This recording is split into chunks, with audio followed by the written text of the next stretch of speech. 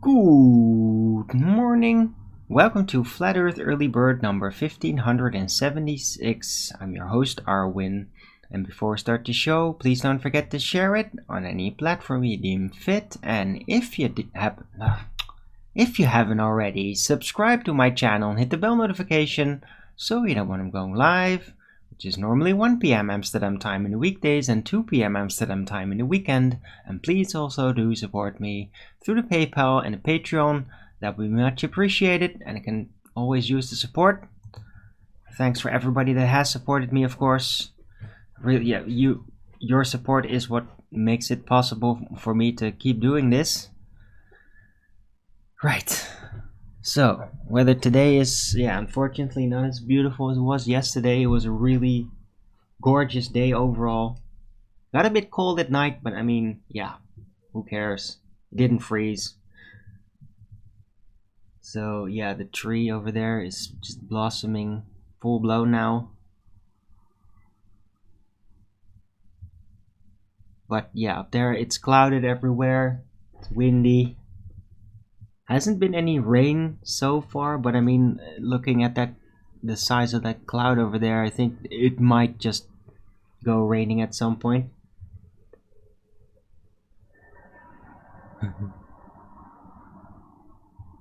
Also, cats all over my house. I literally had I have two rival neighborhood cats. A white cat and a brown cat. I think I've shown them on. They come here sometimes in the room. But I mean, those two cats like really hate each other. But they both come here for snacks, and they sometimes just like to show up at the same time. And then I have one cat inside, and then the other cat outside. And then the other cat outside is not gonna go away. So it can be kind of tricky to like get one cat out and then let the other in without them getting into a fight. But I managed this time. It's just so typical. Like one shows up and then it's like, okay, I gotta get rid of you because otherwise you're just gonna keep whining and trying to draw my attention while I'm doing a show. And then the other cat shows up and in front of the door, and yeah. Well, you basically gotta pick up one cat, then somehow get them through the door, let the other one in, and throw the other one out, and then kind of like ensure they're distracted enough so that they don't take enough notice from the other cat and don't start to brace themselves with nails and everything. But I managed. Right. Cat hazards. But because like those two like really hate each other, and I think they're like both sort of competing. Like they don't like, they're like, no, that's my snack, you're not allowed to get that here, but they don't know how to prevent it from each other, and so they're always bickering about that. Anyway, hello Richard G, first in chat, good to see you. It is Thursday, the 20th of April, 2023. Woohoo, 420 or something.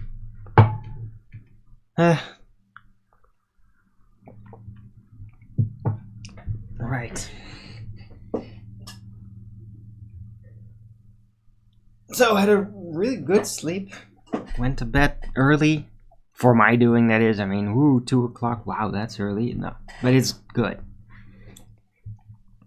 unfortunately didn't have like a sunny day like this to wake up to. I kind of hoped for that. But still, I feel pretty strong, refreshed, and enthusiastic. Kind of like yesterday. Yesterday was a really good day. Also had a whole bunch of discussion in Skype. Yeah, there was a bit of a situation yesterday, not out of control or anything, but on FED after show at some point, basically medical stuff came into the discussion. I didn't put it there, but then I was just bickering and they started rumpusing me, and then I rage quit because I got really agitated because everybody seemed pretty much against me in this argument, and they were all rumpusing me, and I'm like, yeah, I'm not gonna do it. I'm not gonna do that. So I left, and okay, there was apparently a whole discussion after that about German new medicine, but like, I will not be a part of that if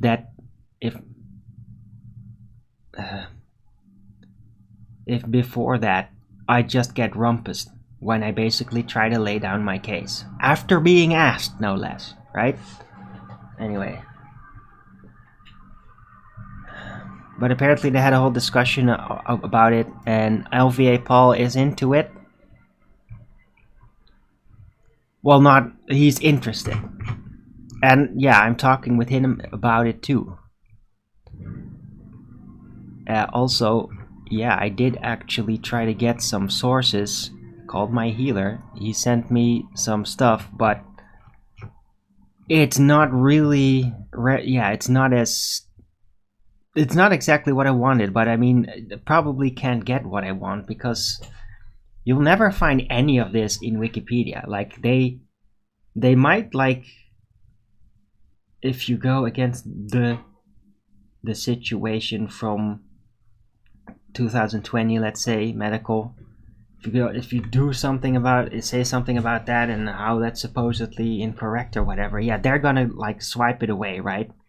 But I mean, if you mention anything, really, like the actual researchers and workers with German new medicine, and like, it's very hard to find, because that shit actually gets just kicked off entirely. Like, they don't want any trace of it out there. There is still, but it's not easy to find. And so, yeah, that's like a complication. And the complication can really be only bypassed by just understanding it, and eventually leading to being able to describe, well, what would be viable scientific experiments. Right? And in my case, well, I have a big problem with Koch's postulates. Or rather, like, what has happened after that. But yeah, I talked to my healer about it, and he had a very brilliant thing to say about it. Was it him or was it LVA Paul? I'm not sure. And that is that, well, if you just do Koch's postulate, then you will like be able to prove that bacteria, as a really clean, isolated variable, don't cause disease. They just don't. And under very strict conditions, I would be willing to undergo such an experiment, even, like, as long as they don't inject me with some like really tropical bacteria or so. Like, I don't need to have that tested with what are known to be living flesh-eating bacteria, because that does actually exist, but it is environmental. So theoretically, you could even take such bacteria and then kind of like domesticate them over time, and then they'd probably turn into regular, more useful bacteria. Speculating. I don't know about it. It's an idea. But in general, I don't think that postulate is actually being applied. Like with diseases. Like it's supposed to be the theory behind it, but they never actually use it. They never actually just go way back to the original thing and test it like that. There's, arguably a cover-up there by people keeping it in its place within the vast world of medicine and all its boards and groups, and intellectuals, etc. Right. So yeah, that is a case. That's basically kind of the case that I try to make on the after show, but then I just got rumpused so much.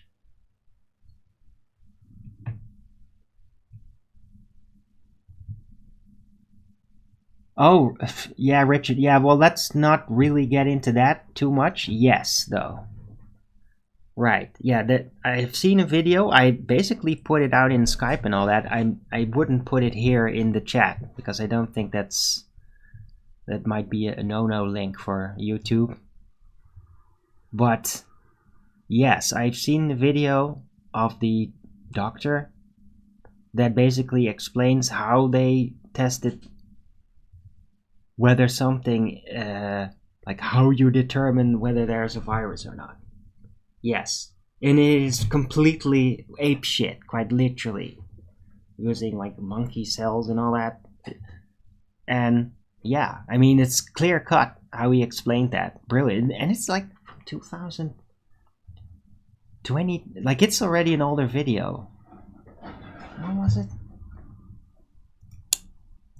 Check.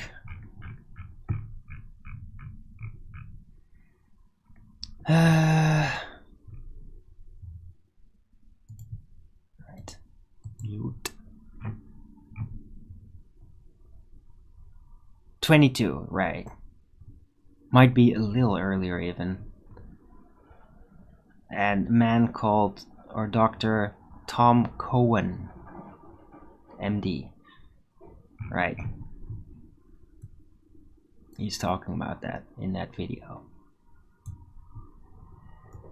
Right, but problem is that there's not a lot of like completely written down literature concerning German new medicine, and that's really difficult.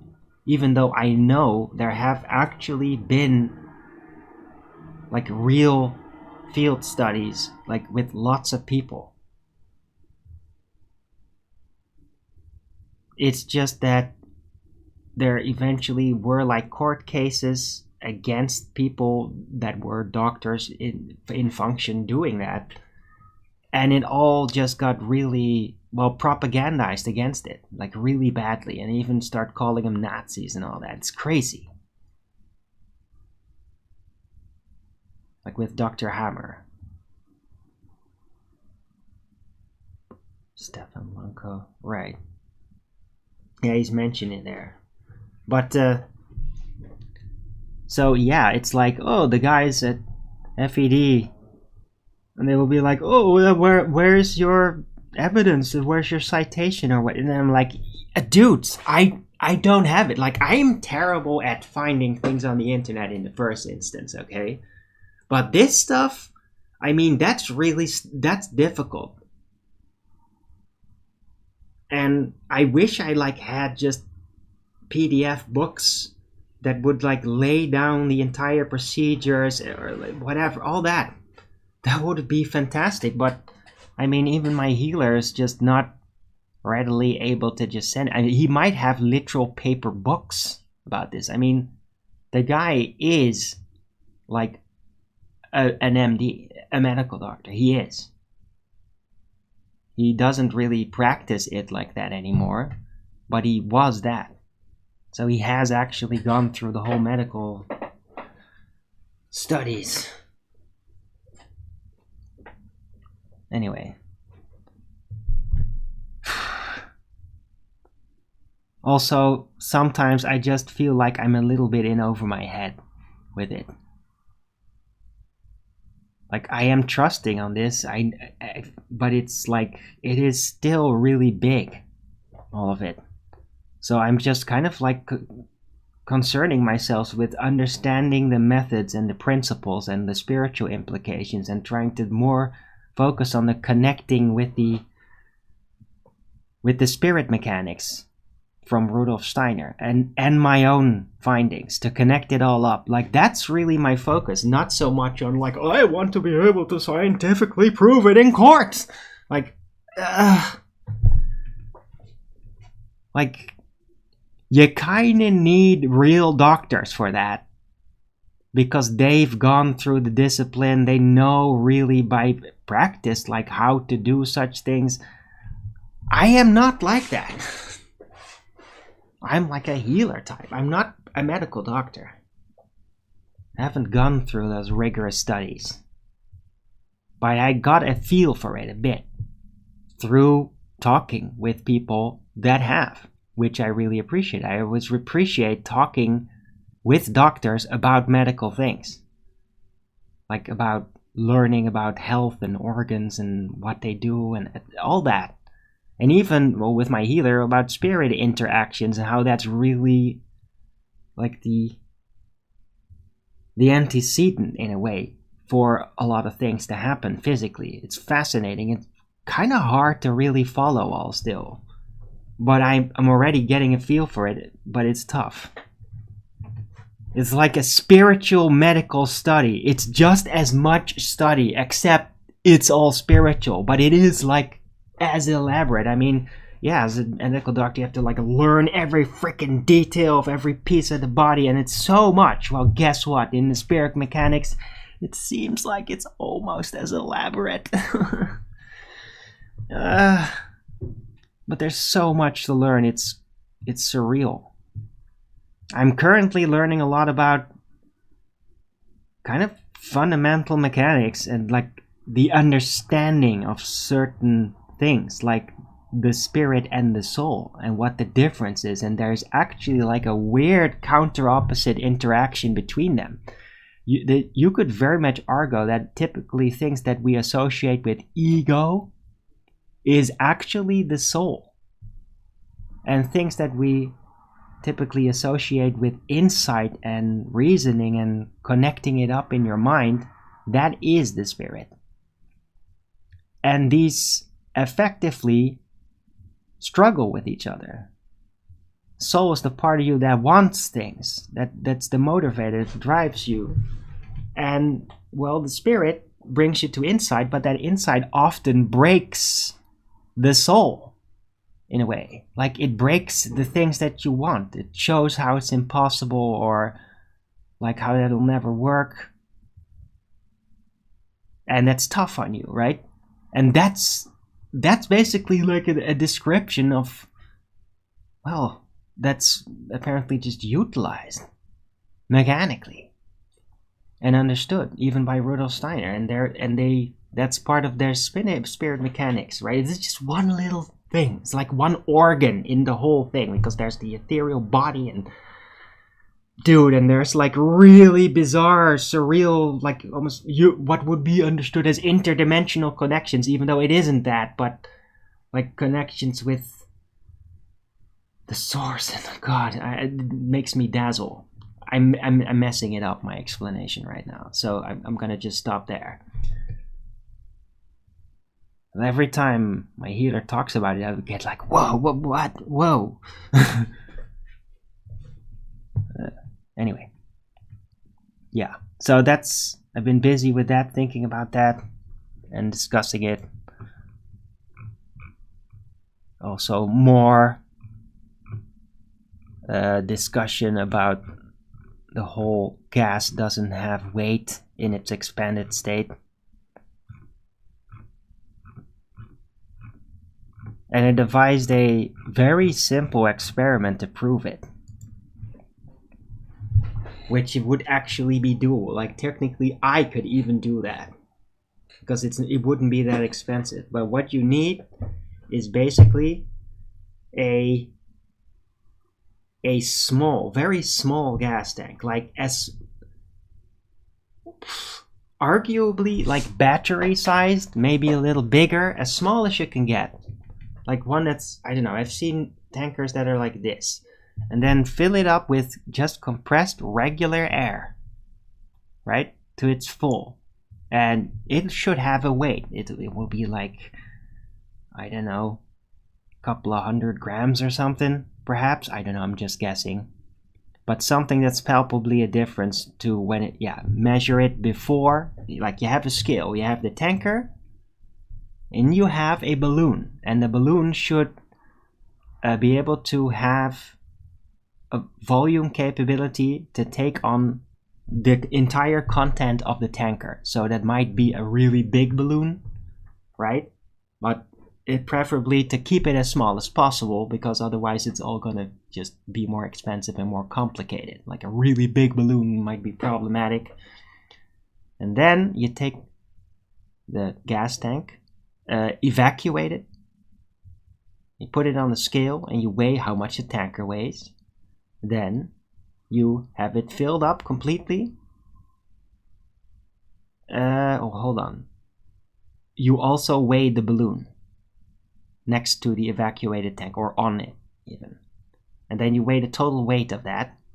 Then you fill up the tanker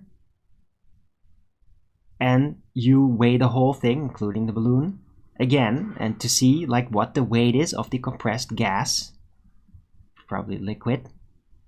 Then you evacuate, you basically open up the tanker with the balloon stuck to it, to the nozzle, and you let it just fully expand while it's on the scale.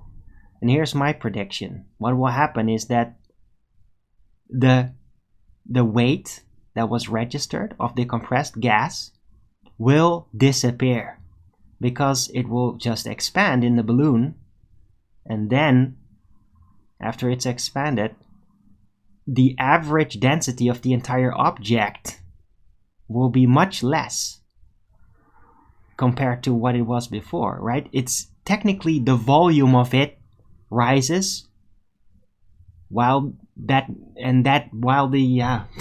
mass, which technically isn't there, it's just a derivative, stays the same. So the volume increases, the mass stays the same.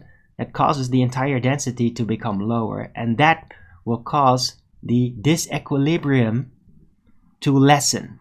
So what will effectively happen is that the gas in its expanded state within the balloon will weigh the same as if there was no gas there at all, as if it had never been filled up. That is my prediction, and that is what will prove that gas in its expanded state does not have weight.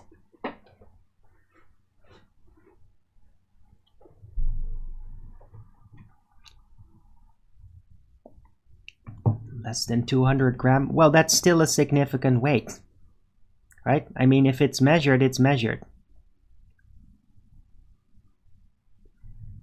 Oh my god. Commenters are at it again. I don't know, whining about the speed of light. I measured it with some thingy. That's, you can't really search. Doesn't exist. Oh god. Anyway, lots of people are latching onto the subjects. I need to have a little bit more patience with them.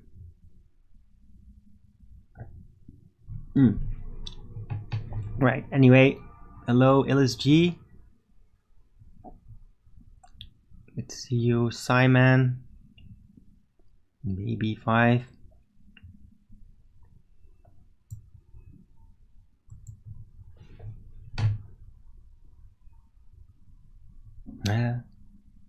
You think spiritual beings having a human experience? Right, well, that's what it feels like to me. But I mean, it's basically a matter of perspective. Right.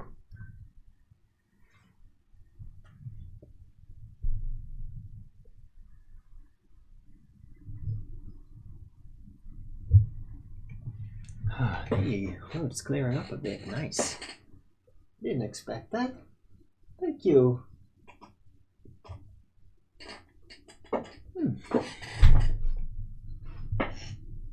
if it could only move a little bit more, and then I'd actually have sun.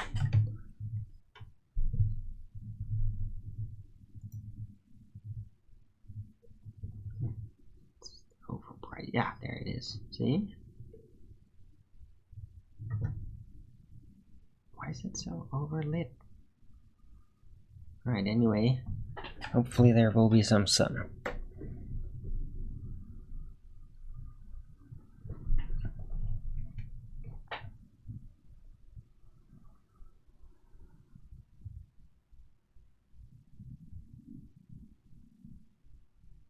Right, so yeah, these are the things that I'm busy with. All the like things that are like, no, it's not true.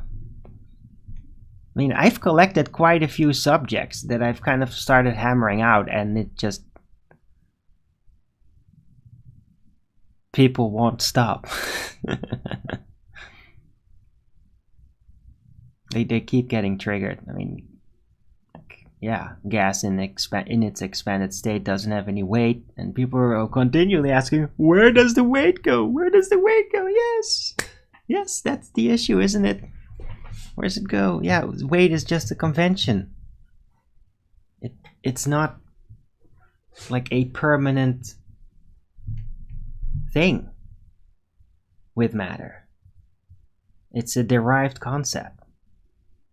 What's actually happening is relative density disequilibrium force, because, well, the object or substance is denser than the surroundings.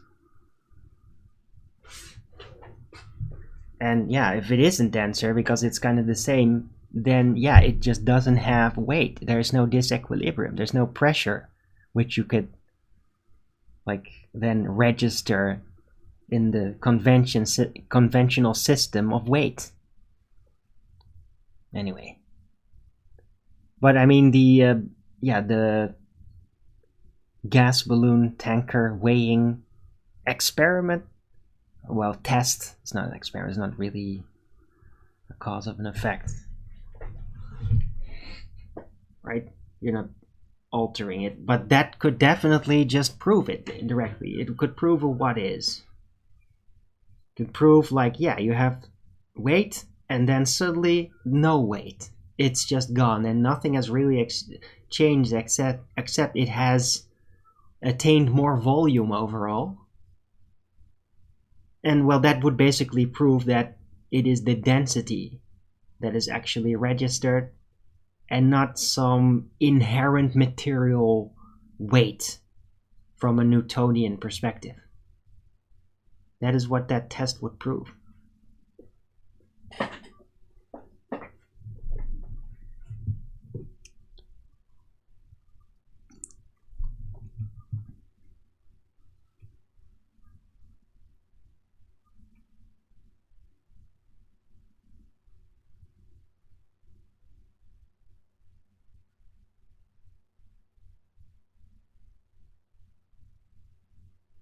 What? No, I've never seen that LSU. Huh?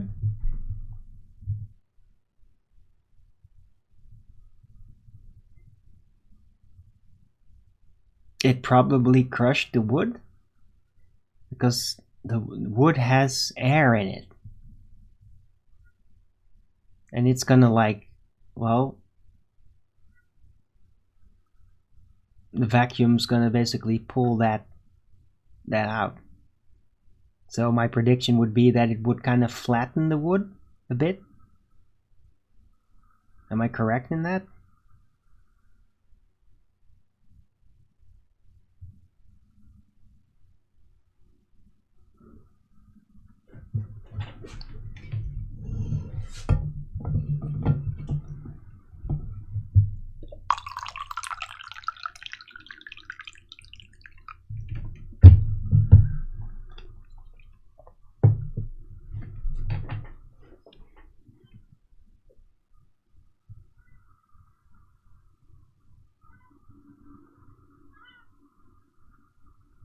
Elise? I know there's a bit of a delay, but not that much. Come on. Hi, the sun. Woo!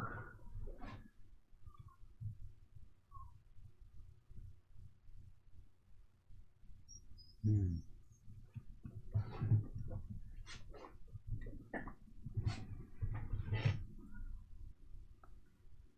Oh yeah, also had a call with Rust ahead again. And yeah, it was good to talk to him again. I had a really busy day yesterday. I mean, I couldn't. It's like from one thing to another, and then before you know it, it was night.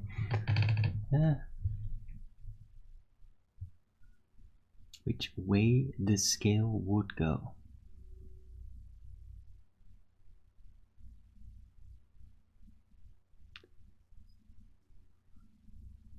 Okay, well, the lead weight will probably go down more than the wood because wood also has air trapped within it.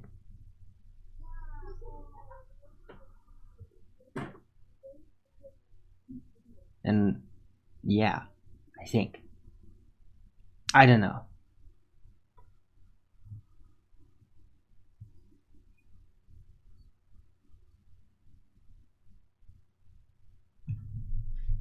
Look, just post a video or something. Come on. Or tell me.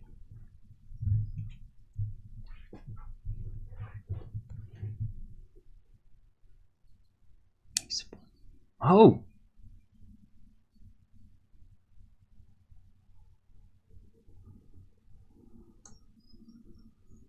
What goes down? It becomes more heavy?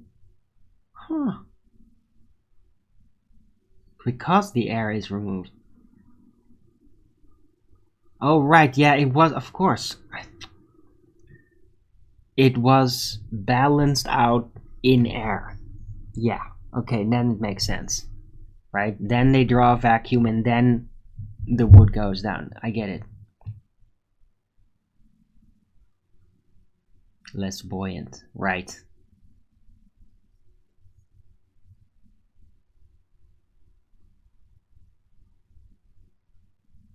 Right, because the air that's normally in there doesn't balance it out anymore. But really, like, wood is really buoyant in water because of the air that's trapped in it. But I mean, in air, it's not really much of a difference. And I can imagine that if you draw a vacuum, that even the air within it will eventually just get sucked out.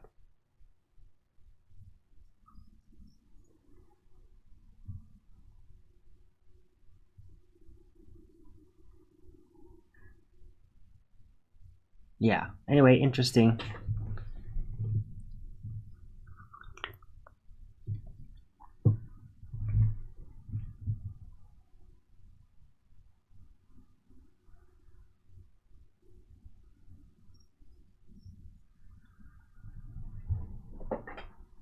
Mm-hmm. That's hilarious. Bird is taking a bath.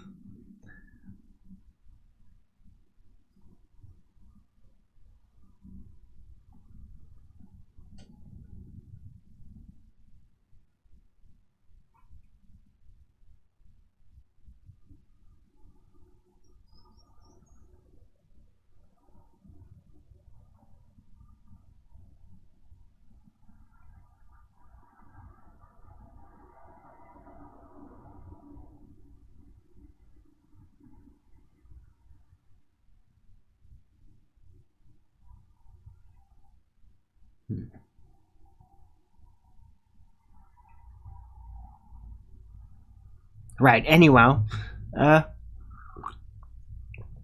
I'm open for any kind of discussion. Anybody wants to bring forth a subject or something I've mentioned, expand on that, just let me know. Oh my god. This guy won't stop. It just keeps commenting.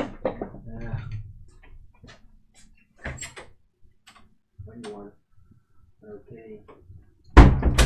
This is. Yow.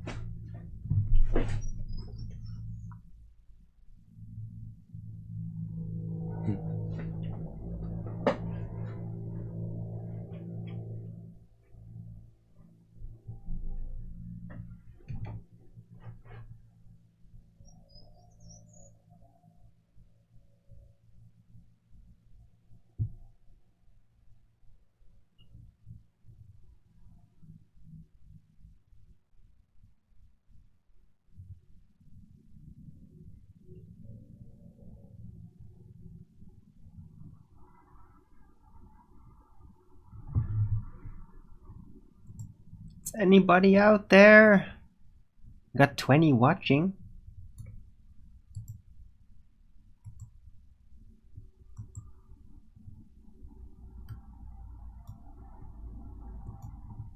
Did everybody have a late night or something yesterday? Come on, guys.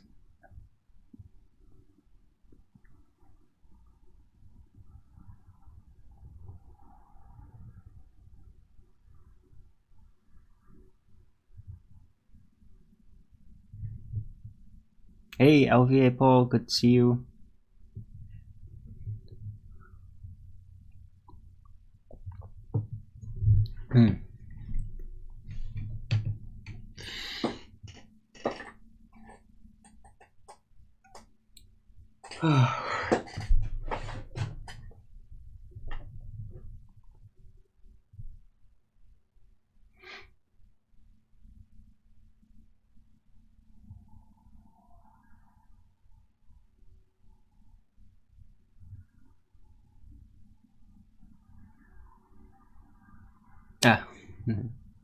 Yeah, thank you for that.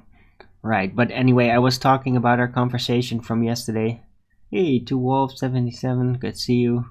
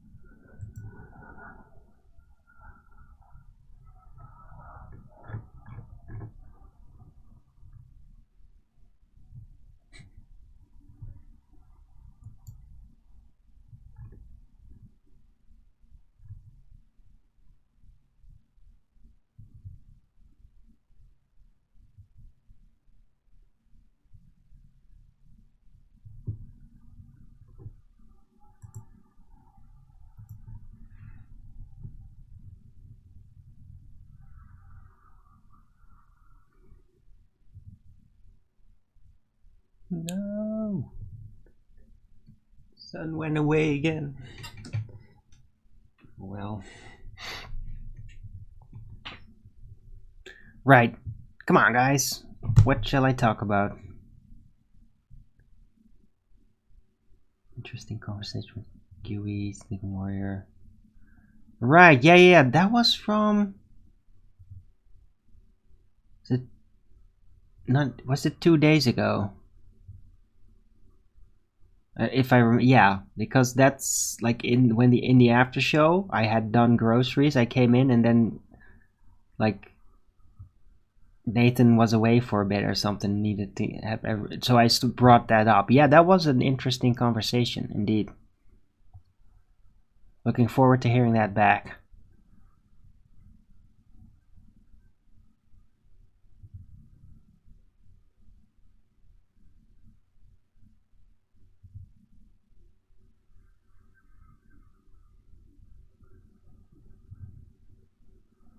Right, and that's kind of annoying thing too, is that I have like made the whole gas not having weight like a real item, like the theme for my entire show pretty much, several times on several occasions, including recently. And it's like Kiwi doesn't really do that, even though, I mean, wouldn't that be exactly what we would expect Kiwi to do? Point out the annoying misunderstandings in rudimentary physics like that. But I mean, I've never really heard him like really elaborately tackling that one specific issue on a show like I have. And I'm kind of like, hey Kiwi, when are you going to make your specialist video about this? To basically back me up in this struggle here that, yeah. But I don't know. Hopefully he's gonna do that at some point.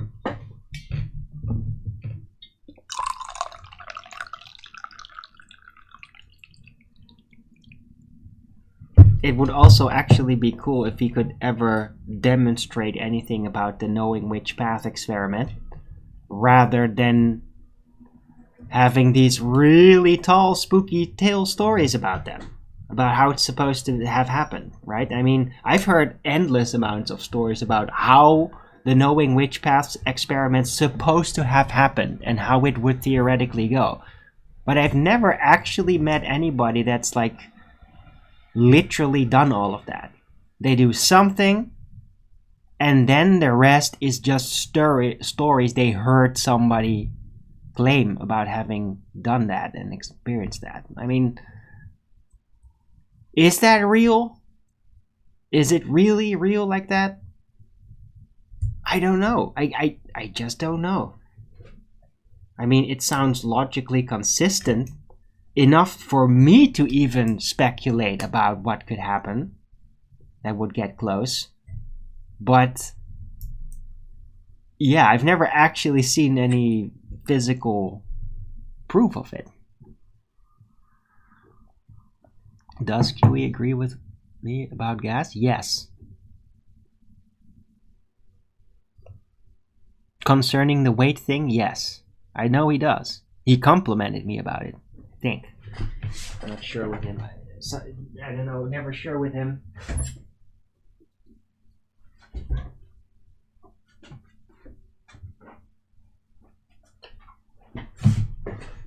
I mean, QE doesn't exactly like to praise me,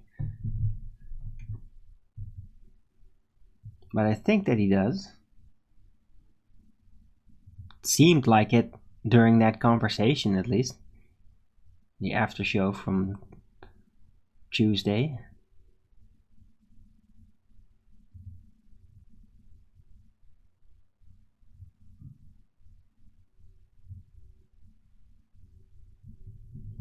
Right, but I mean, yeah. The conversations after that have continued on in Skype. Now I'm like talking with Mitchell from Australia in Skype, who's addressing it. Relayed the yeah, the test with the tanker and the balloon on a scale. I relayed that. Anyway.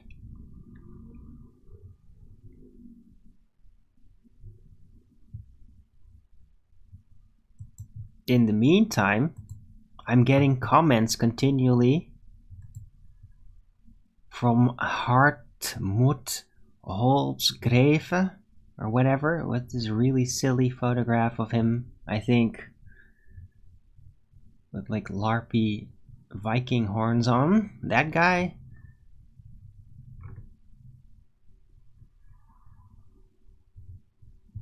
Just wanted to...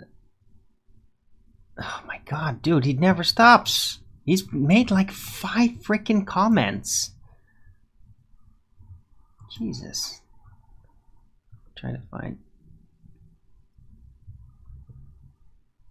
Yeah, here. Oh, I want to highlight this for a second.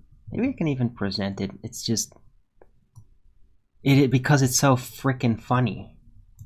It is. It's really funny to me. Let's see.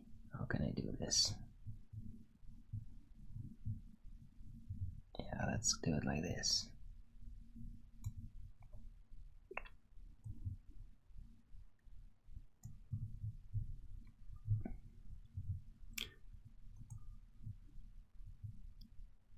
Okay. Right, here you go. My notifications. So, guess what? A speed is never measured directly, but is calculated from time and distance. Yes. Thanks. No measured speed of light.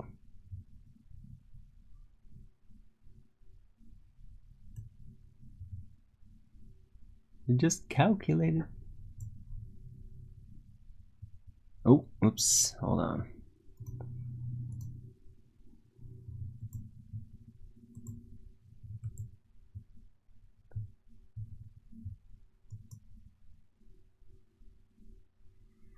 Yeah, now there's no calculated speed of light. He said there was this thing that he did in school that proved it. And then I literally Googled that word and there was absolutely no result. Not even a suggestion as to what it could actually mean. That could nothing. Google like did not like he effectively just made it up. What did he call it again?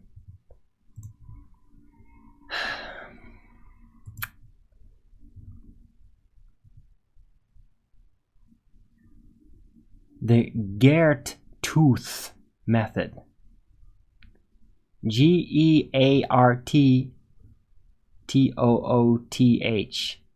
I literally looked that up in Google and it doesn't exist. It's like, what the fuck is he talking about?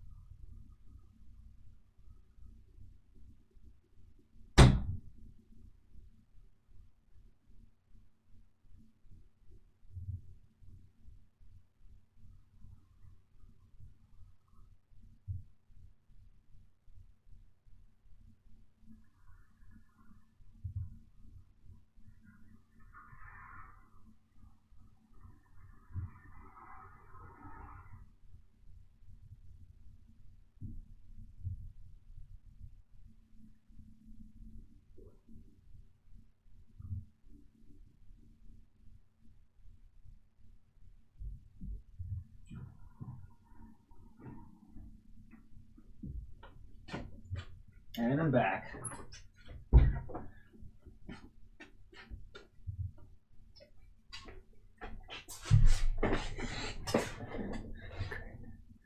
Two wolves. Yeah, what? I don't know. No, the guy was a baller. He wasn't like bringing up incoherent dielectric nonsense. He was just disagreeing, it seems, with the idea that light has no speed because he was convinced it is. He did some tests in school, even though that doesn't register at all. I mean, have you ever heard of it? The Geert-Tooth method? Anybody?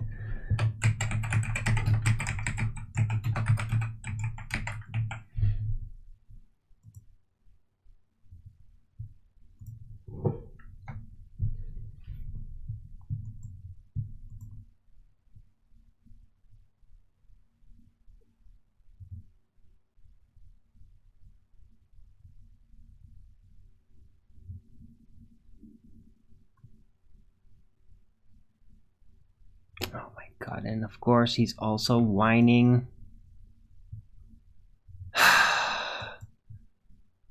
About the trails. It's still moist. There is no physical substance getting sprayed and feathering out. It's just meteorological conditions, just pure denial. This guy, I don't know, he's a clown. I mean, freaking photo, man. Literally a clown. It just seems like he is actually trying to have a legitimate conversation. He's not just like being whiny like a gamma, but he is being stupid. I don't get it. Oh my god, stupid LiDAR bullshit, of course. Yeah, LiDAR presupposes.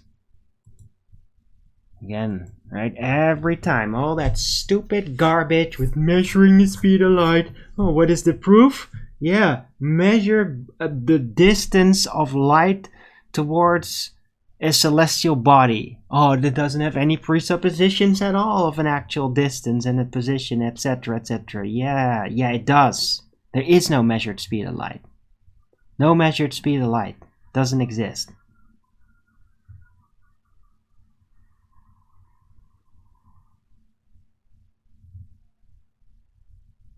And yeah, there's no geared tooth method. So I don't know what kind of weird wizard school teacher you had that made up some weird, bizarre thingy that supposedly proved the speed of light, right? Maybe it was like this a similar trick to like the Foucault pendulum. Just swing a freaking pendulum and then get hypnotized while you're getting told, yeah, now imagine the earth spinning underneath. Yeah, probably something like that. But it's bullshit. It doesn't exist. Like, he literally had brackets around it to make sure. Right? To quote it. I googled it, it doesn't exist. It's like, what the fuck are you talking about?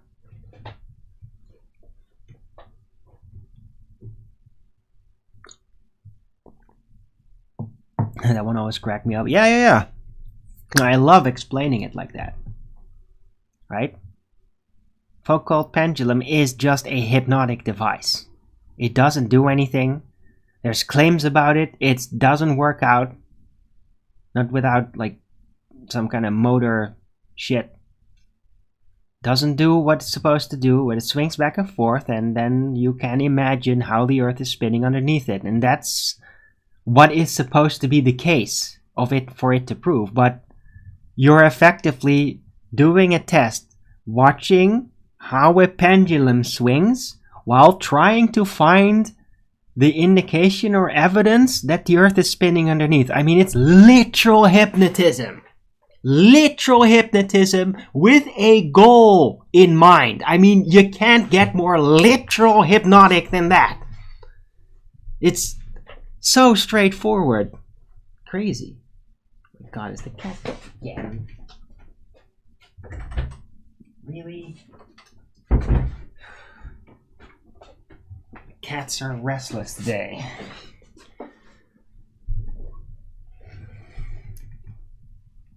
Anyway.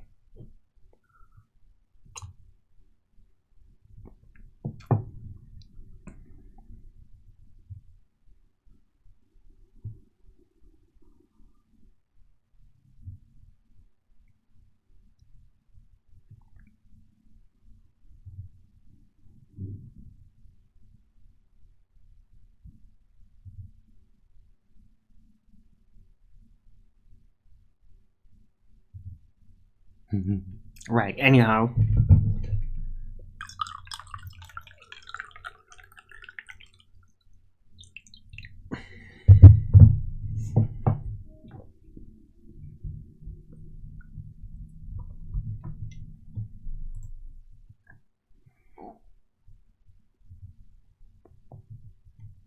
Man, yesterday I could barely stop talking during the show.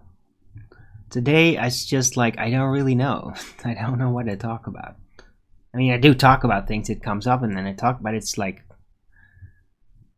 Yeah, yesterday I couldn't stop. It's like, oh, damn it, is the show over already? And today I don't really feel like that. I don't know why. I did sleep really well. It's just a bit of a different feel today.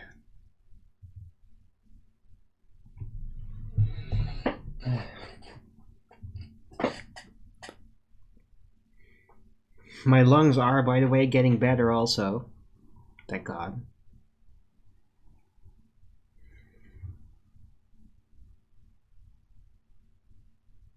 Like, it seems like the pain has really stopped overall. It's just still a bit mucusy and all that, like at night. But I mean, it seems like it is over its peak, the condition of it. The bad condition, right?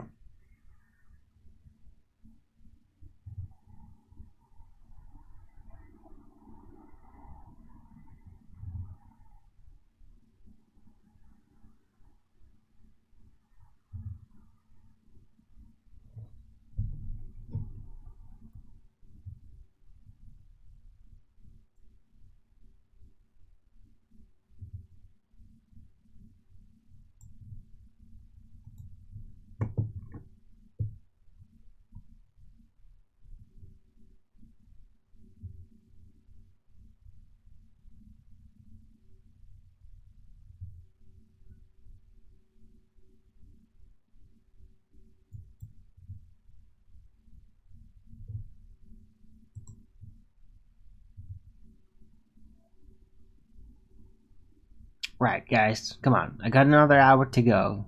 I need something to talk about.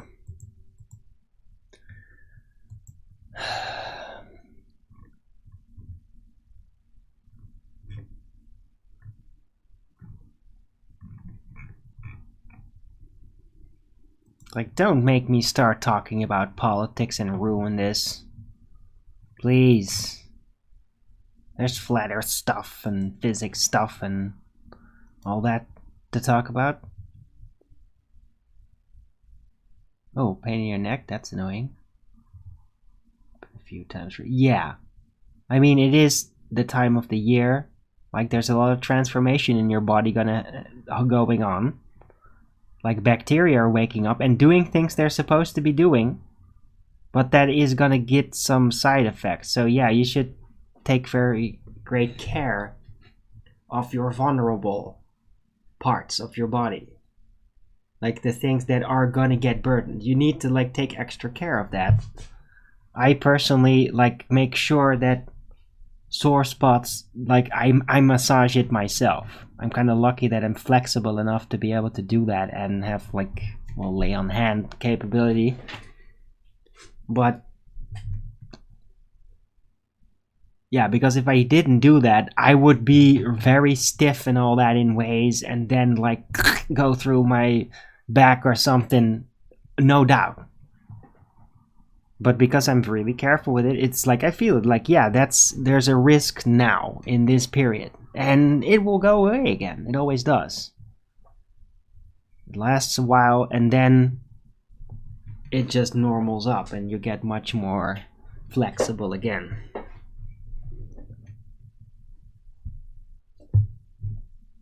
Right, a good thing to overall do with it is eat more chili pepper, right, for more blood flow, because the blood flow really helps with that kind of thing. Like, you know, like even technically massaging, besides, well, any kind of like extracting of nerve tension or whatever, what I can do, it is also mostly like physically about blood flow. And you can help that from the inside out as well by eating the right things. A bit of chili pepper, or so I've heard nitrous oxide helps that too, apparently. Makes your blood vessels like better, so that blood gets everywhere better, and that helps restoration a great deal, including for like issues like back issues, all that. So you might be able to try that if it's really bad.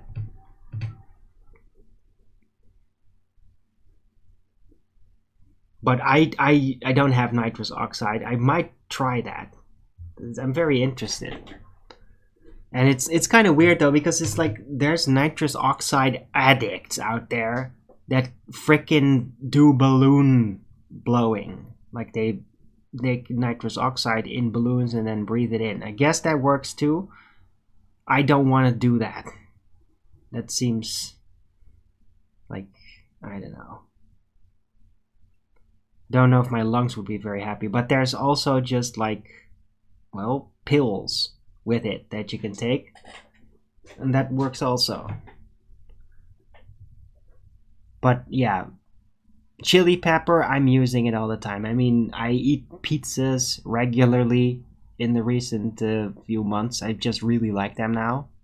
It happens, it's like, oh, it's pizza time. I really like pizza now. Okay. And then eventually I'll get sick of it, and then I'll switch to something else. But yeah, when I eat pizza, I put a freaking chili pepper on every one of them. Cut them up in blocks all over it. Because that's good. I need that. Good for my blood flow. And I can use any help I can get pretty much, because my life overall does consist of a lot of sitting down behind my computer. So if I was more sporty, I would naturally have better blood flow. But because I'm kind of a desk nerd like that, I can use all the help I can get with that externally. Right, anyway. Yeah, you pick up all kinds of things everywhere. Like that. It's interesting. Anyway, I'm gonna get that cat out now. He's getting on my nerves.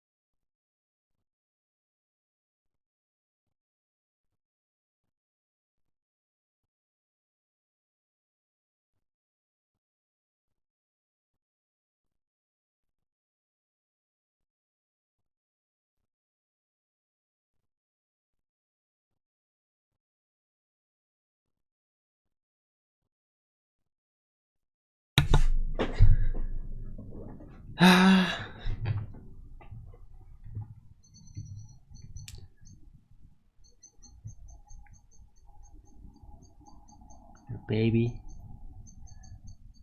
Oh, you don't like pepper?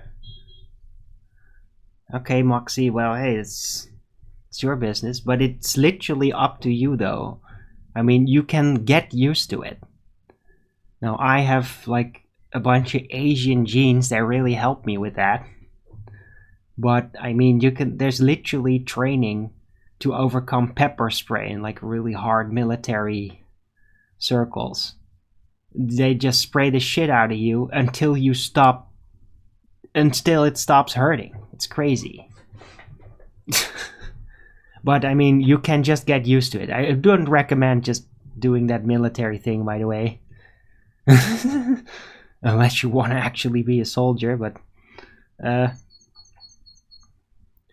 you can't go too hot. Well, hey, I can't go too hot either. I mean, I'm not like my what was it? My full-blood Indonesian step grandfather, like the boyfriend of my grandmother, like from my dad's side.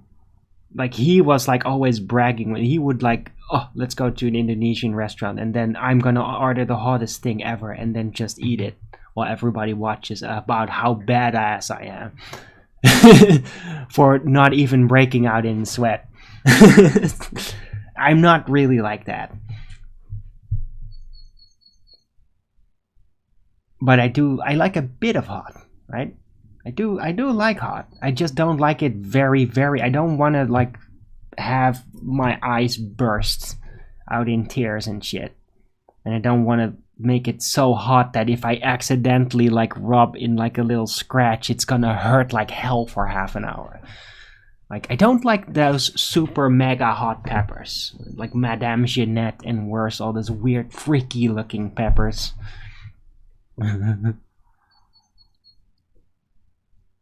But I like a bit of hot. A bit spicy is nice.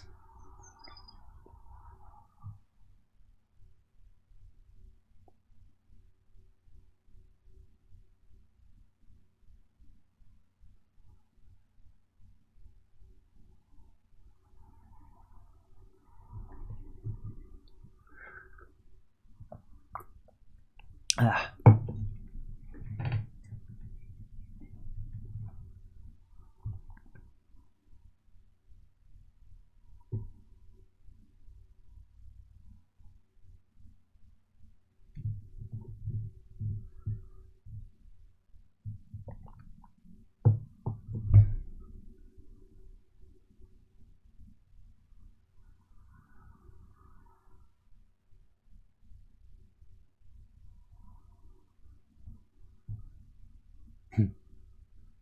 Right, so anyway, you're having back issues or something, a bit of pepper would be good.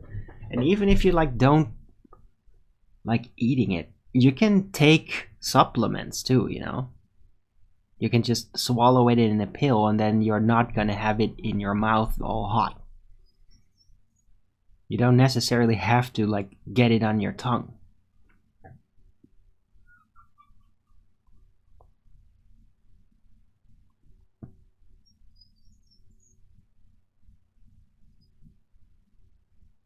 And there's even ways to basically have pepper massage oil. Did you know that?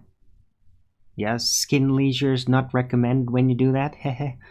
But you can like have chili pepper dissolved in oil and then use that as massaging oil. That also seems to work. I've seen that people do that. And it does really warm you. Like it feels very it's gonna feel very hot because of that.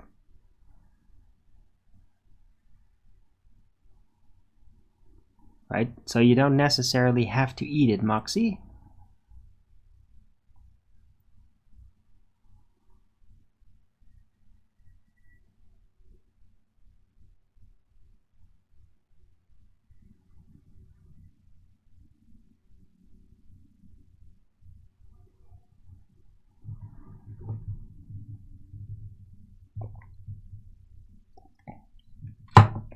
Right.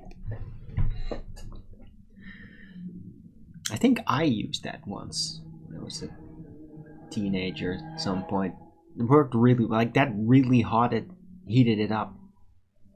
I had back issues. They put that like chili oil, like it was like red oil, like because of that being dissolved, and like it would really like really heat up your skin a lot. It would kind of feel kind of burny, but I mean, you would like become really red looking because it just drew so much blood to the skin. But it did a miracle though.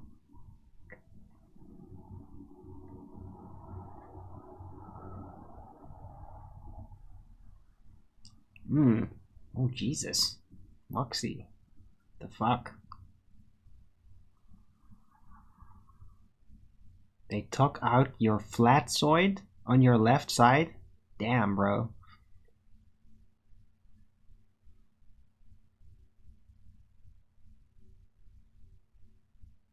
Yeah, I know you said latozoid, but I mean, that just seemed like flatzoid. I just had to say it like that. Anyway, I don't know what it is, by the way.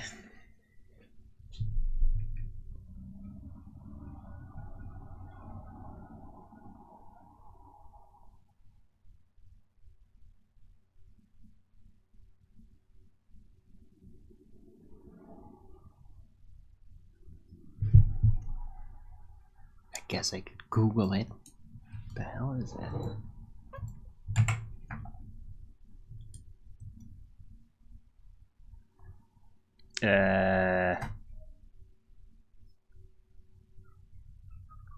It's not registering.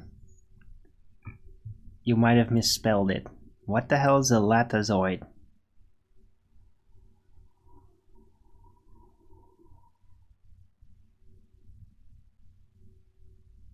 It's a muscle?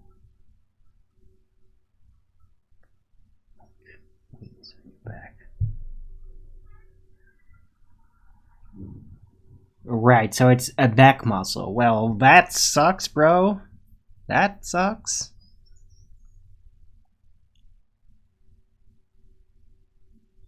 Although, I mean, yeah, I mean, if you're like a motorcyclist, yeah, you do risk pretty severe injury. So, man.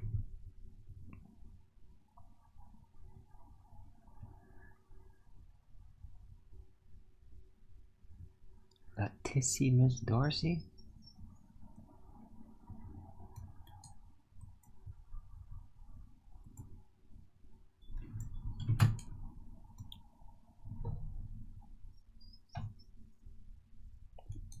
Okay, there is a trapezoid. Latissimus dorsi?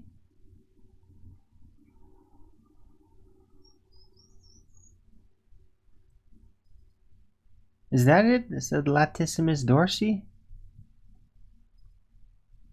Damn. Right, it's the mid back muscle basically.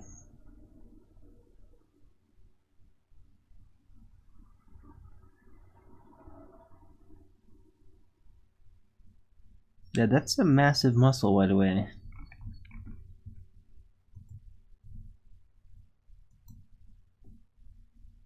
Dude, how the hell do you have that entire thing removed? Like, what the... Why? What the fuck?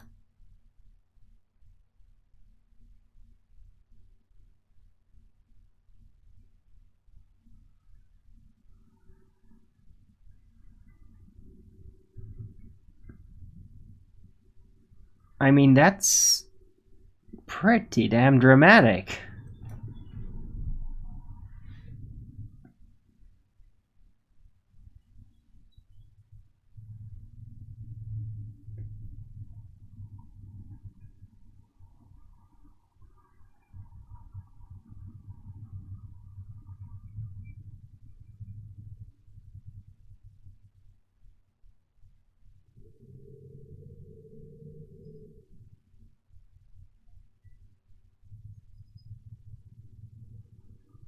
You had it used to fix... Oh!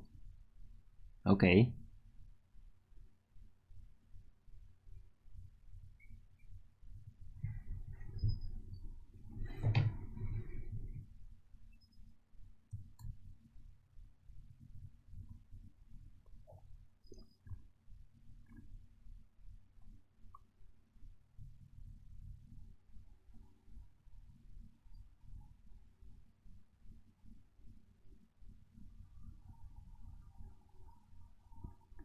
Wow, I didn't know they could just, like, transport an entire muscle like that.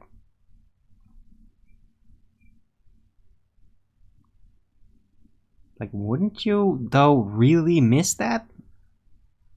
Doesn't that, like, take away a huge chunk of your back flexibility?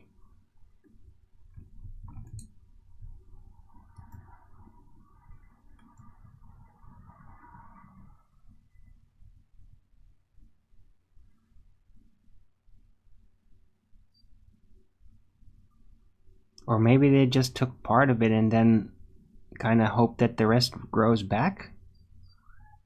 Only for pull-ups. Oh, really? Is that it? Huh.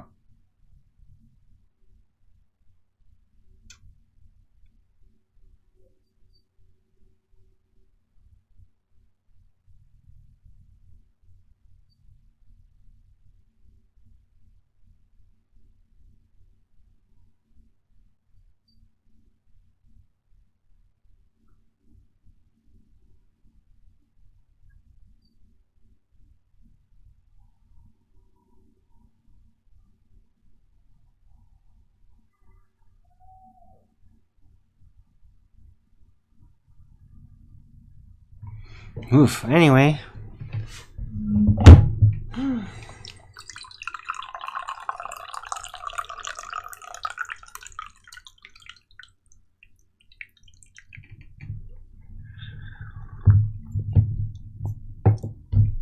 Yeah, you're not gonna be a rock climber, yeah.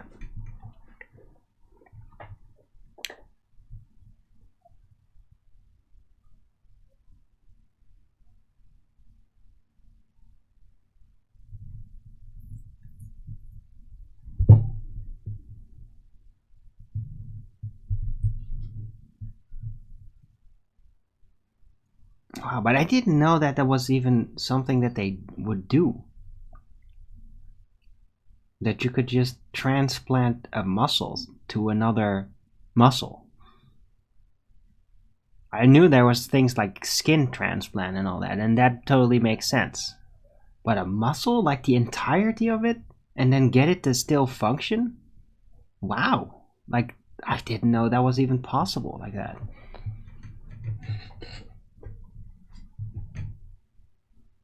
I mean, does that transplanted muscle then really start to basically adapt to becoming a muscle like what it is transplanted for? Does that really work out, or is it always going to stay uneasy?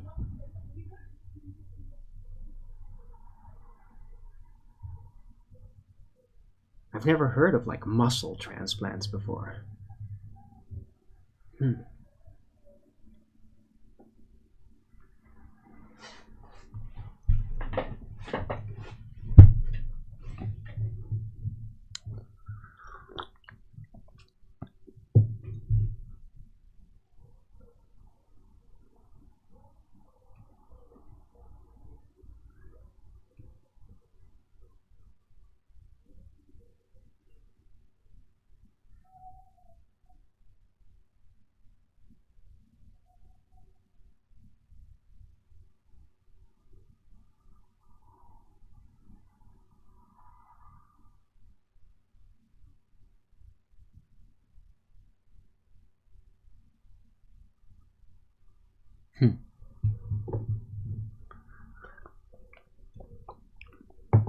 Well, Akumu, that seems like right-handed. No, but I mean that's a good question because I mean throwing, if you want to do it really right, it is a full body action. So you're gonna notice. Like with full body actions, if you have like a muscle like that missing, you're gonna notice. It might still work, but you're gonna freaking notice it.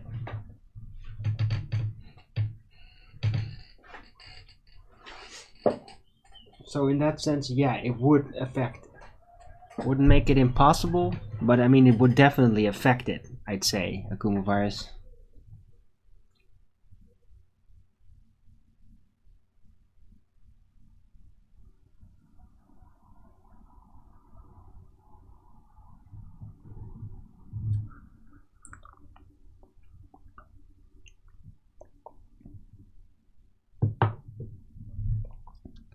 Okay, what's that? Yeah, well, Akuma virus, I take that he got the pick of it. I mean, it's a muscle transplant. It's not like he had an accident with it. So he got the option to choose it. So yeah, of course he's not going to use the muscle from his right side for that.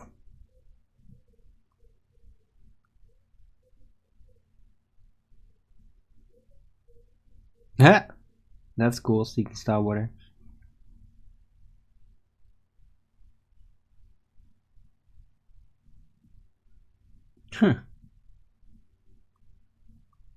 That's tricky.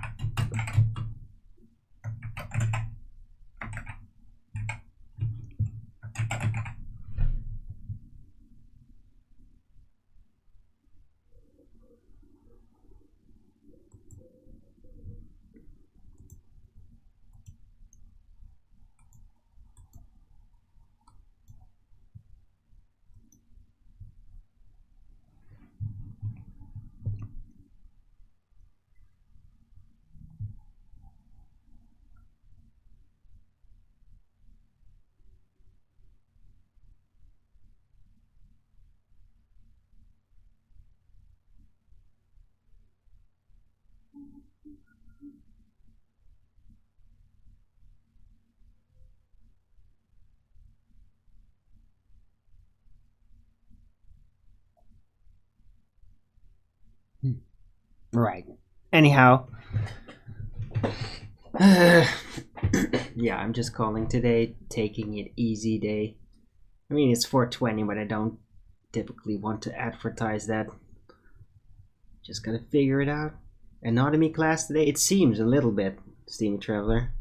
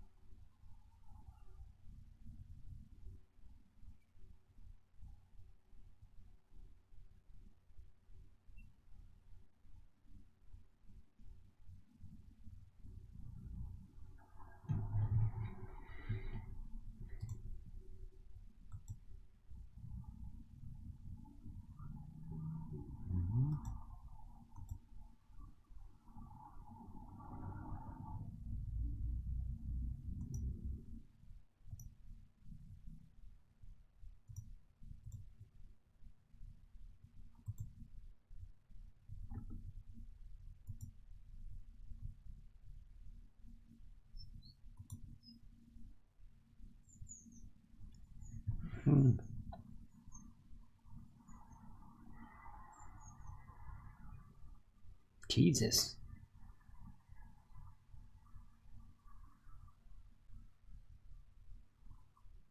Damn, at least that's messed up. Glad that it eventually started to feel normal again. But I mean, yeah, technically muscles are really resilient. Because what are muscles? Like, they get punished all the time. Punishing muscles actually makes them grow. So yeah, it is one of the most easily regenerating tissue, unless it's like completely getting severed, and then you're not gonna need to real stitch it back together again, right? I mean, the only tissue that regenerates even better is your gums. It's just like insane how quick that goes. Like, for example, somewhere a week ago, I ate something and then like made a cut, just a cut in my. That was like, I could feel it with my tongue, and it was like a millimeter deep or something. Like it kind of was a bit painful in a way. But I mean, like 2 days later, and I couldn't even feel that it was ever there. That's quick regeneration.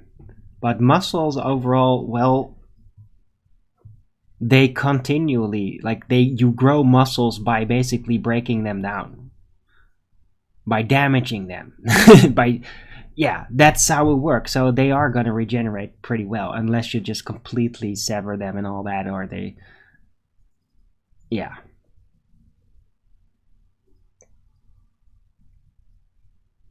But yeah, you are lucky still having it. Yeah, I've never had like really dramatic accidents like that.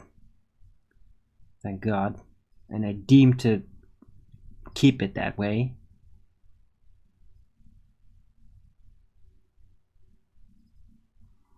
I mean, like as a young kid, I got a couple of cuts from literally walking through a glass door and ramming through it and all that, and falling off my bike. So yeah, I got a couple of scars, but it never went beyond just like skin wounds. It's not even flesh wounds, really. Just skin. Your own tourniquet. Damn. Ugh. Wow, at least that's meant. But what the fuck happened? You got attacked? I take it. Jesus.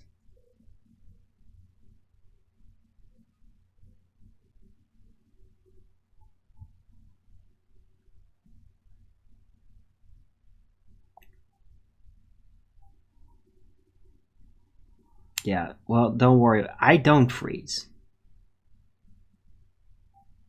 And I have helped people, like, patch them up. Like, I mean, if it's all very. Like, I be very. What? I'd be interested even to, like, do surgery or all that. If it's really. Like, if there's nobody else there, right? If it's an emergency, yeah, dude, I'll do it. I'm not afraid. If you accept the risks and realize that I probably have never done that before, but that I have a good mind and I'm very interested in the body and right, I might try something. Ex-fiance, oof. 40-inch, Jesus. Maniac.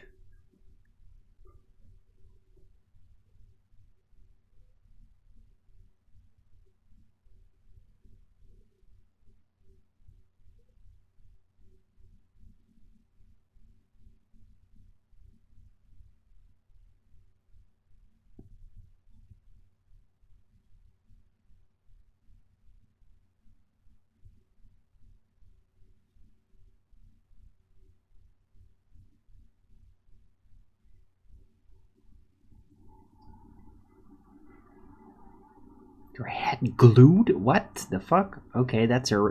No, I just got a really bad knee wound, but the weird thing is it didn't even hurt.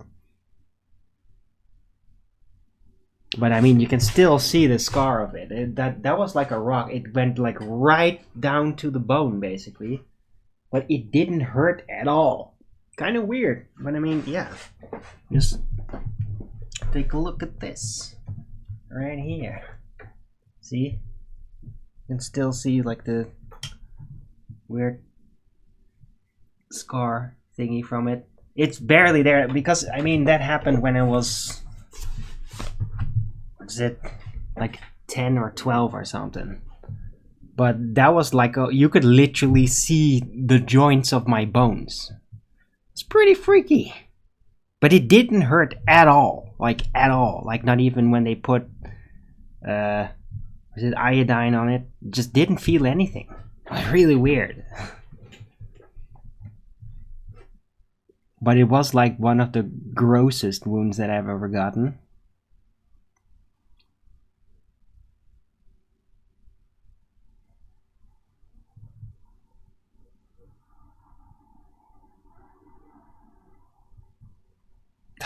Akumu virus. Bad but funny though.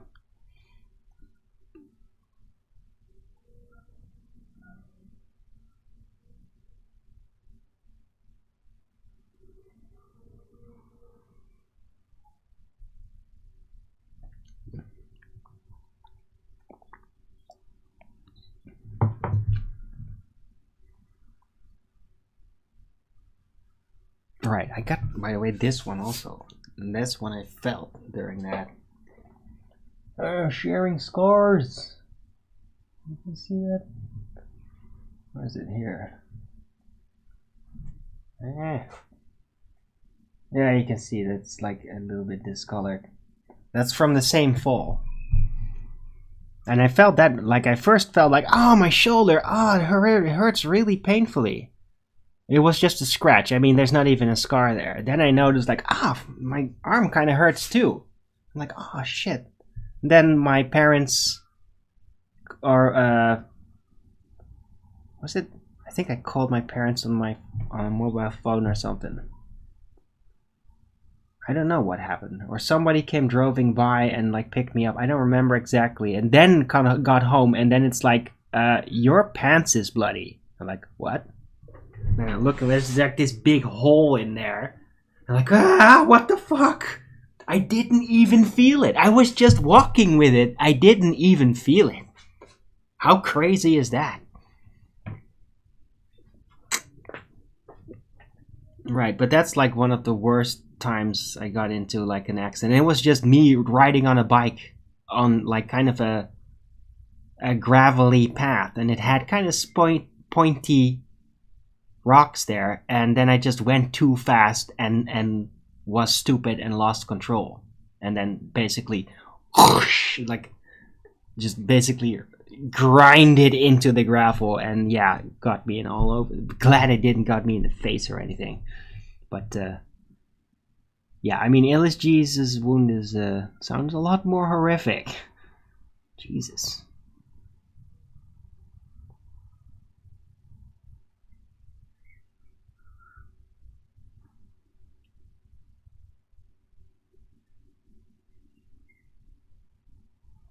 Alright.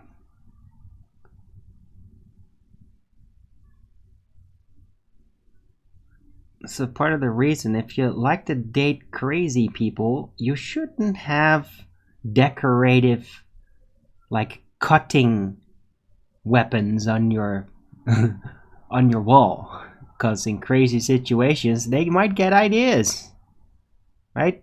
That's why you should keep your knives like behind in a drawer or something, not in the open.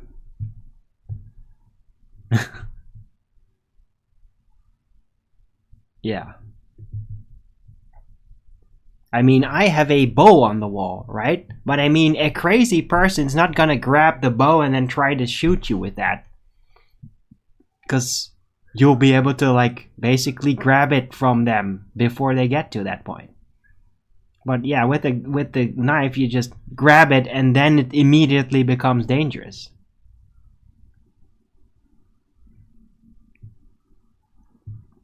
I don't like places where there's like cutting weapons on the wall. Because what if somebody goes nuts? They just, I don't know, stop their antidepressant medication, didn't tell anybody, and then suddenly they go ballistic or something, you know? It's like, yeah, don't have it in display. Crazy people might look upon it and then basically just like, oh, yeah, that's what I need to kill everything.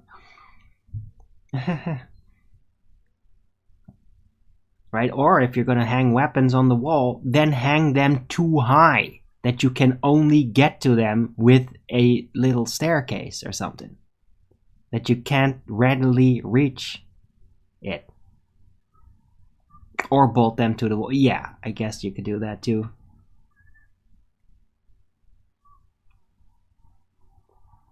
Then it literally just becomes part of the wall then.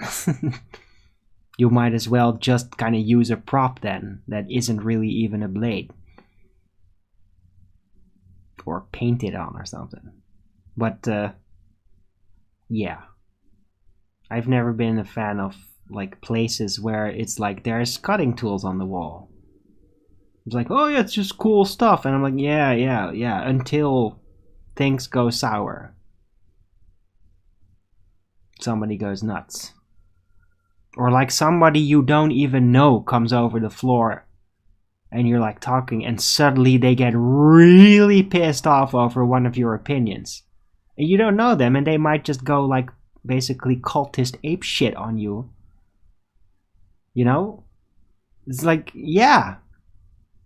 That's why I don't typically like places where there's live cutting weapons on the wall.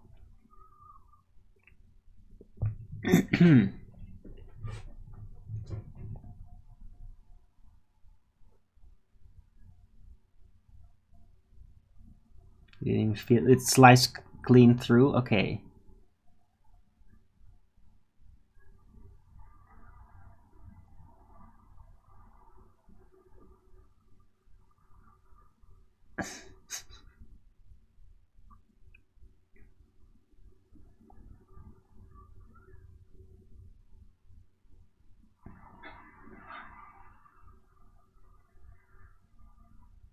You can handle... Jesus Christ, G. God. This is getting all very visceral here.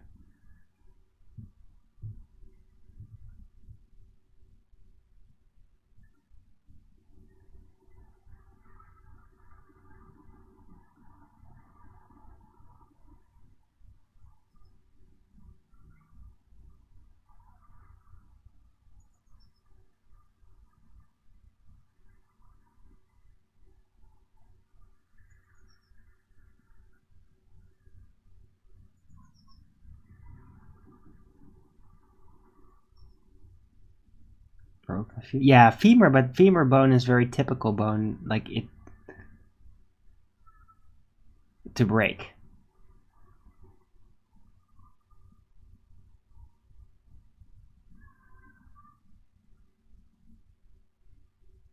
I think that I have at some point even like kind of fractured it, not broken it, and just it does heal quickly too.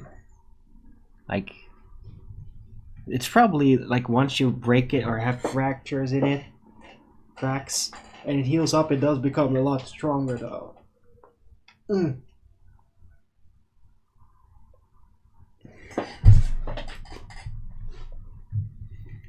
Right.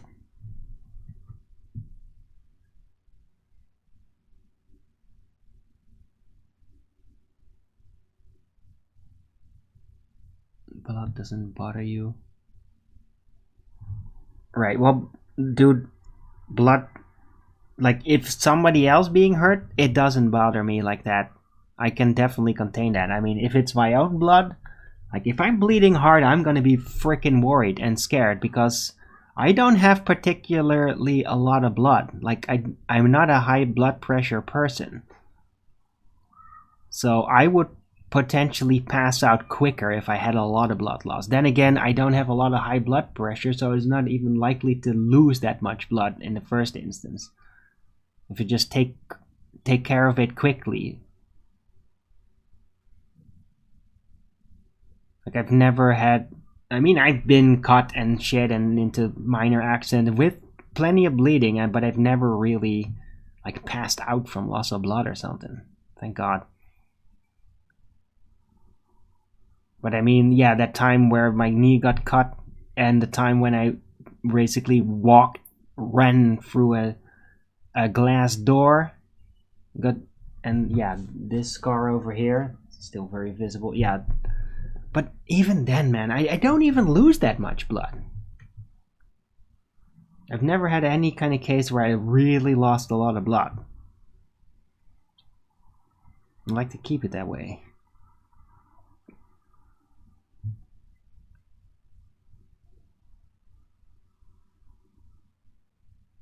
Glass business, yeah, you're gonna get cut. I know, skeptic.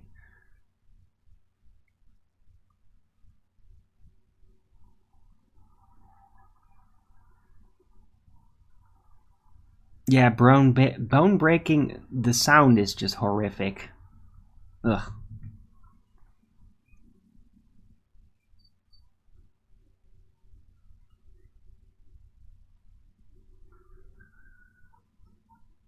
So, yeah, maybe let's just stop talking about torturous situations. Okay? Maybe it's kind of done with that now. Right? Or did somebody need to share how they at some point had the top of their head screwed off or something? I mean, you might just as well just throw everything out now in the chat. But yeah, I don't really want to ponder upon the sound of breaking bones and all that, if you don't mind. Ugh.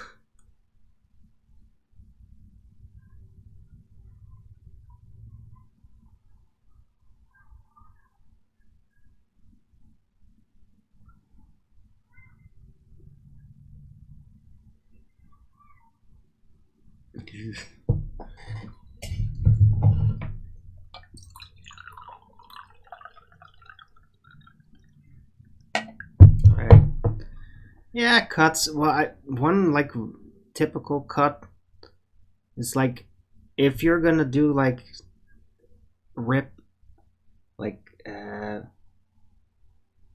what do you call it? Like shrubberies, plants out of the ground, then I recommend you use gloves, because I one time like tried to rip bamboo out of the ground with my bare hands, and that literally still have like this scar because it like almost like it broke, and then when you break bamboo, like the reed, it was very thin though, breaks like that is like super freaking sharp, and if you then don't get it out of the ground, so you can imagine it's literally like shh, and that like splattered all over the place. I mean that, yeah, it's an amazing amount of blood that can just come out of one freaking finger. But yeah, you only do that once, and after that it's like, yeah, you know what, next time I'm gonna pull plants out of the ground, I'm gonna use working gloves. Never doing that barehanded ever again.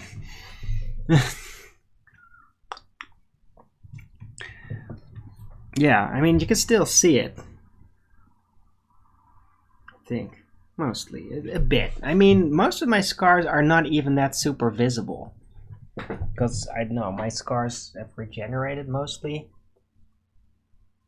So, it's like over here. Can you see that? It's like a little bit more whitish.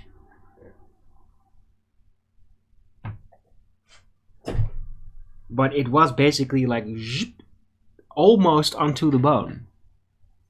It's like almost, not really. I was really, really lucky it didn't actually like cut into the, what is it, that layer of tissue that's directly on top of the bone. The, what do you call that?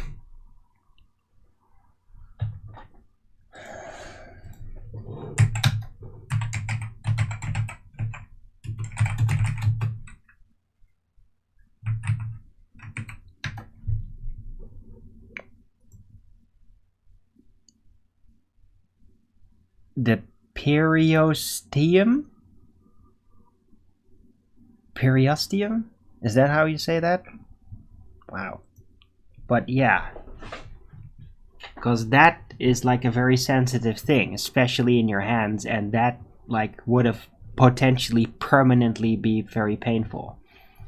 So yeah, be careful that you don't cut onto the bone, especially with your hands, because that could potentially hurt the rest of your life. Anyway. But I mean, yeah, nobody wants to cut in their hands, so yeah, it's amazing how the body heals. And even like if you get the right type of food and all that, scars will eventually just completely disappear, right? Scars heal. They do. It's only when it's like kind of bit. Yeah, I mean, sometimes scar tissue can be like really like heaped up, like in this one. This one's not gonna go away very fast. But I mean, the one on my knee, it's barely even existent. You can barely even see it. Like the scar tissue like eventually just kind of gets eaten by the rest of your body. Right? Like cancer. It's like a hard tissue. Eventually it will get processed and taken out of the picture and replaced with the regular tissue. Potential picture in Skype. Oh dear, do I really want to see that? Whoa! Jesus. Damn, bro. Yeah, that is a freaking big ass scar, man. That's like that entire cut is wider than your arm. I'll show it to guys so you can finally see the horror that we've been talking about.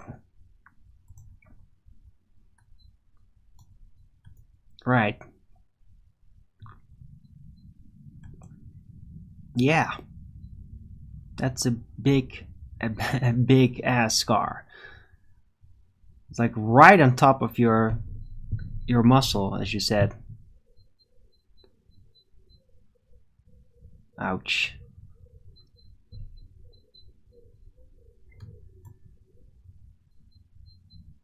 Yeah.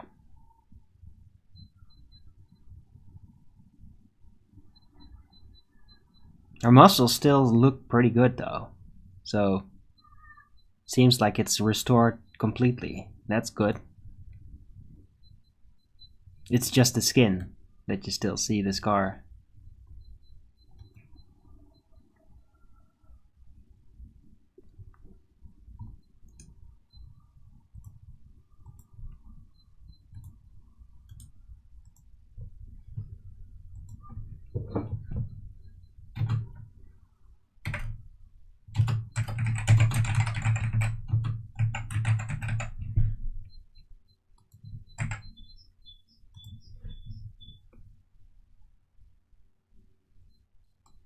Okay, now I'm putting it in the title. Let's compare scars.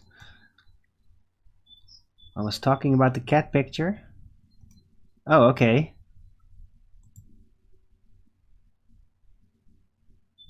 Hey, is that a squirrel right next to the cat? Or a gopher? I'll share that too, I guess.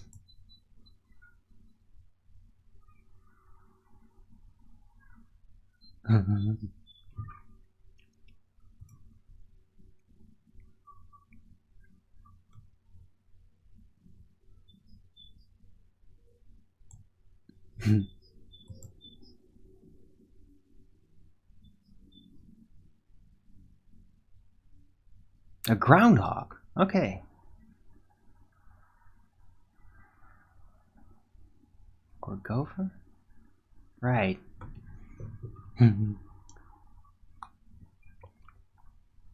Cool.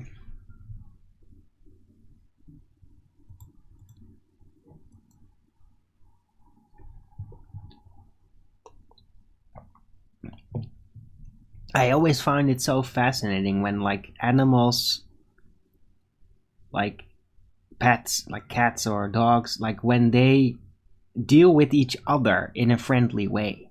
It always fascinates me, like interspecies social interactions, when they're not like competitive or hostile towards one. It's always fascinating to see like how dogs act with cats, and especially when there's like other animals getting involved, like chickens or ducks or something. And it's so weird how that works. That interspecies social interactions. I always find it very fascinating, like how well different species can actually just get along, like, and even like kind of be friendly. It's always fascinating to see that.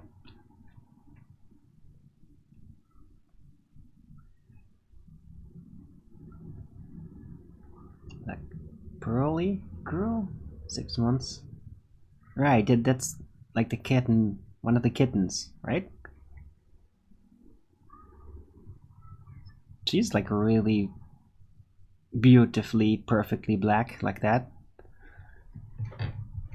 It's like one of those spooky cats. Depends on the personality, but you have some of those black cats that really know they are like, they like to scare people. Have you ever seen those? Like I had an ex like from way back that had a black cat like that, and that cat was like a troublemaker. It was like one of those unlucky black cats.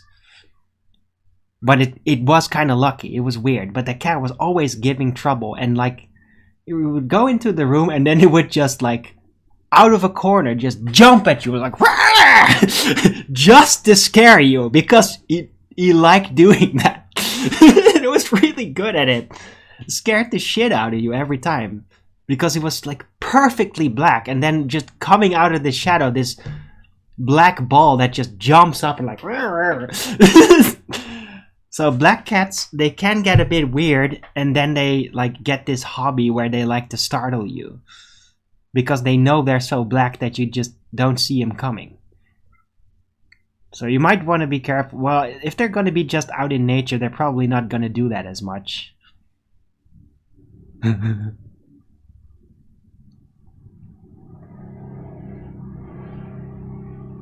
Alright, Moxie, yeah, see you later. Thanks for being in the chat. It was fun. And I'm gonna round out the show anyway, so... What? Flood, and there was a snake, a raccoon, and lizards. And they were all good. Epic.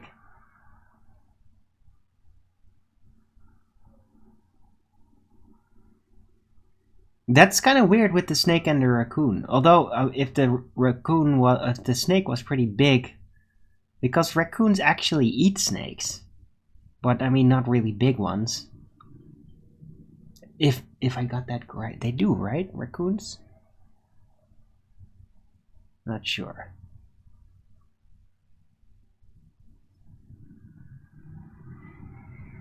It might have been another type of creature that looks kind of like a raccoon. I don't know for sure. I thought that they also went after like small snakes and all that for food sometimes. But it's nice that they're just like not doing that during a flood.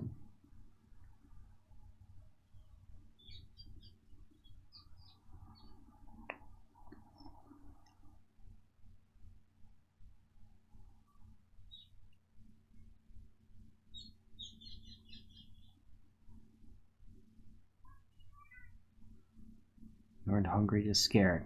Right. Good point, yeah.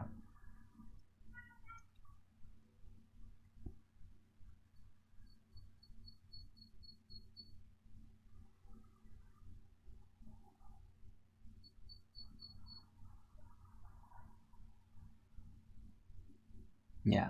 Yeah, right. Yeah, I've seen that before. There's videos out there of people having cut, because hey, there's floods all over the place in the world, right? Like in Asia too, and sometimes like yeah, you do catch like different type of animals that would normally not get along at all, just sitting on a roof, or a flotilla or something, or in a tree.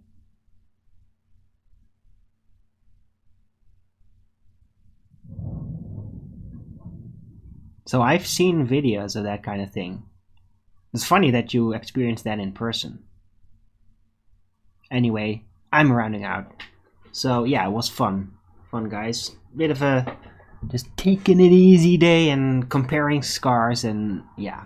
I mean, at the beginning I did lay down a couple of things, but I wasn't really gonna do the entire show about that.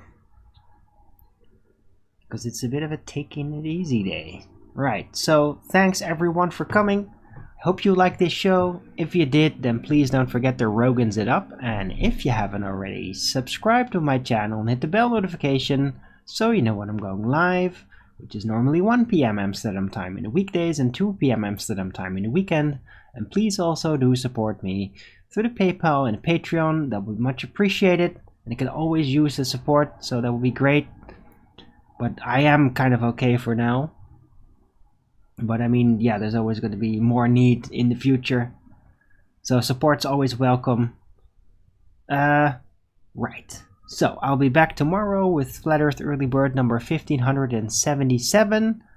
That would be on a Friday.